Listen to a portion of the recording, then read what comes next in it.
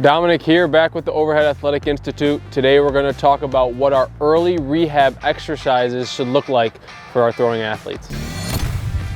So we like to start our athletes off with isometric exercises when they're very early on in their rehab. We love to do isometric exercises with our athletes who are in early rehab because we get good muscle recruitment of the muscles that we're targeting without changing the degree of load application. So we're going to go through some of our isometric exercises that we like to do with our athletes and talk about how we can modify them or continue to progress them throughout an athlete's recovery process. So at our very basic level of isometric exercises, we can just go ahead and find a wall, a post, something that we can put our hand against, and we can start doing some of these movements, all right, that we encounter during the throw, but just in a very low intense position.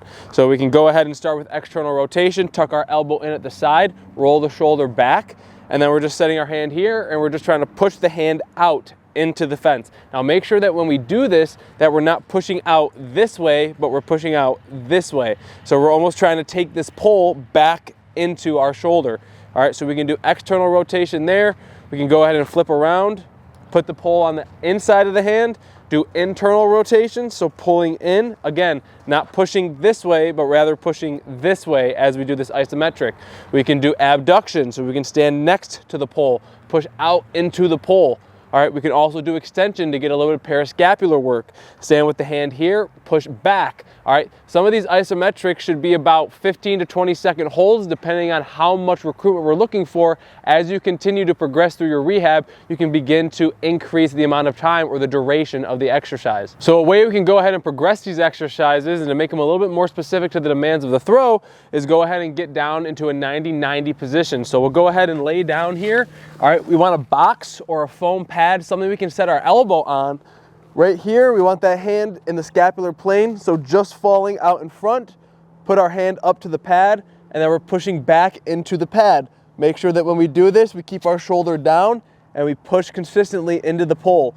Now we can also do internal rotation, so we'll slide to the back side of the post, put our elbow on here, all right, same in that scapular position, push forward into the pole. Now when we do this, we want to push our elbow down into the pad so that we're inhibiting our pec as we go ahead and do this exercise, and push, hold for a good 15-30 seconds. And one last modification you can do for these exercises is to do them actually into a stability ball or a yoga ball of some sort or connection ball. Put it between your hand and the post or the wall and push into that ball. All right, that's going to add an element of instability to the movement to recruit a couple more of our stabilizers throughout these exercises, all right, to make them a little bit more specific to the demands of the throw. Make sure that when you're doing these exercises, you're progressing them at a rate that is challenging but also safe. You can go ahead and start with our standing progression with our arms down by our side, then progress to our 90-90 progression, and then lastly add in the stability ball for the most challenging isometric exercise you have. Go ahead and try these exercises out 2 to 3 times a week.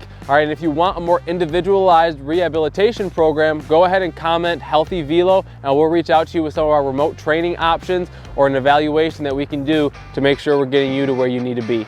We'll catch you in the next video.